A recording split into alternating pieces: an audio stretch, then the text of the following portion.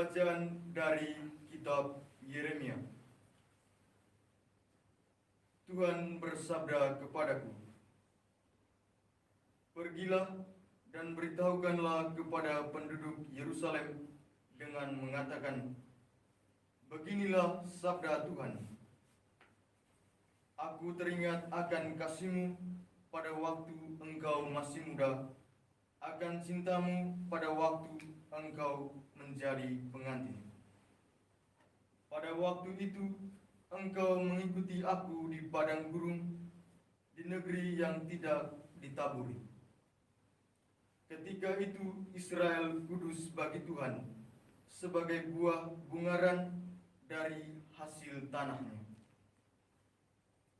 Semua orang yang makannya bersalah dan tertimpa malapetaka. Demikianlah sabda Tuhan. Aku telah membawa kalian ke tanah yang subur, agar kalian menikmati buahnya dan segala yang baik daripadanya. Tetapi segera setelah kalian masuk, kalian telah menajiskan tanahku. Tanah milikku telah kalian cemarkan.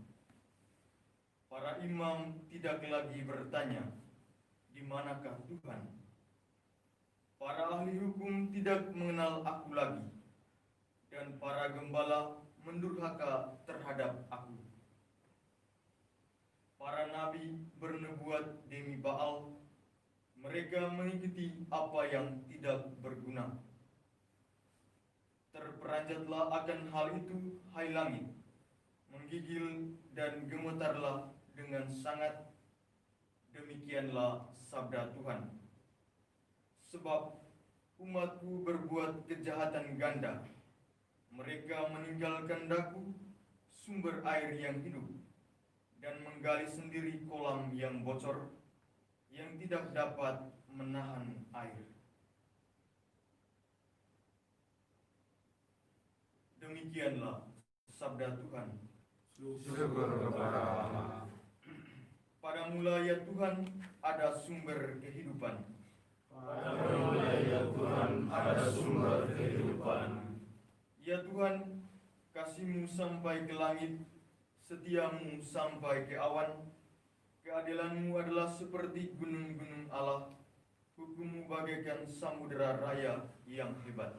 Pada mula Tuhan ada sumber kehidupan. Betapa berharganya kasih setia-Mu, ya Allah. Anak-anak manusia berlindung dalam naungan sayap-Mu. Mereka mengenyangkan dirinya dengan lemak di rumah-Mu. Engkau memberi mereka minum dari sungai kesenangan-Mu. Pada mula ya Tuhan ada sumber kehidupan. Sebab padamu ada sumber hayat, di dalam terang-Mu kami melihat terang. Lanjutkanlah kasih setia-Mu bagi orang yang mengenal Engkau, dan keadilan-Mu bagi orang yang tulus hati. Pada mula ya Tuhan ada sumber kehidupan. Baik, pengantar Injil. Haleluya, haleluya, haleluya, haleluya, haleluya, haleluya. Haleluya, haleluya, haleluya, haleluya, haleluya, haleluya. Terpujilah Engkau Bapa Tuhan langit dan bumi, sebab misteri kerajaan Kau nyatakan kepada orang kecil. Haleluya. Haleluya, haleluya, haleluya, haleluya, haleluya, haleluya.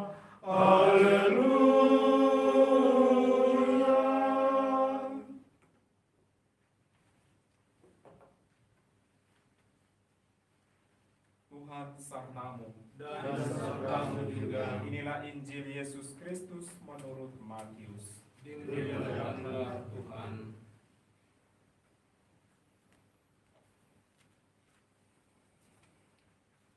Setelah Yesus menceritakan perumpamaan tentang orang penabur, murid-murid bertanya kepadanya, "Mengapa engkau mengajar mereka dengan perumpamaan?" Jawab Yesus, "Kalian diberi karunia mengetahui rahasia kerajaan surga, tetapi orang-orang lain tidak. Karena barang siapa mempunyai akan diberi lagi, tetapi barang siapa tidak mempunyai, maka apapun yang ada padanya akan diambil juga. Itulah sebabnya aku mengajar mereka dengan perumpamaan, karena biarpun melihat, mereka tidak tahu, dan biarpun mendengar, mereka tidak menangkap dan tidak mengerti. Maka pada mereka genaplah nubuat Nabi Yesaya yang berbunyi, kalian akan mendengar dan mendengar lagi, namun tidak mengerti. Kalian akan melihat dan melihat lagi, namun tidak menanggap.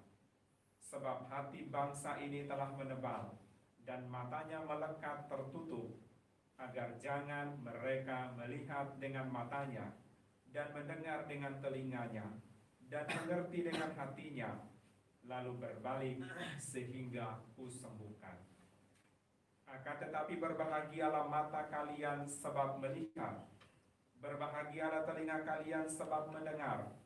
Sebab aku berkata kepadamu, sesungguhnya banyak nabi dan orang benar ingin melihat apa yang kalian lihat, tetapi tidak melihatnya, dan ingin mendengar apa yang kalian dengar, tetapi tidak mendengarnya. Demikianlah sabda Tuhan. Terpujilah Kristus. Saudara-saudari sekalian yang terkasih, Shalom. Shalom. Kalau kita nonton film-film inspiratif pendek-pendek, kalau itu menginspirasi atau tidak saya tidak tahu. Yang biasa orang Cina bikin, itu orang misalnya suami istri mulai hidup bersama-sama sebagai orang susah, kemudian mereka menjadi sukses, lalu kemudian berubah hatinya, entahkah istrinya, entahkah suaminya yang balain pernah kedok, ya sudah tidak setia satu sama lain. Atau film-film Indosiar yang azab-azab itu, yang model-model begitu.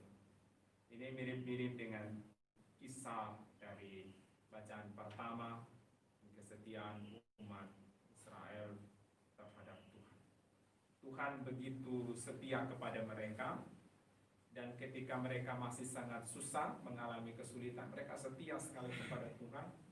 Tapi ketika mereka menikmati segala-galanya, memiliki segala-galanya, mereka berbalik meninggalkan Tuhan.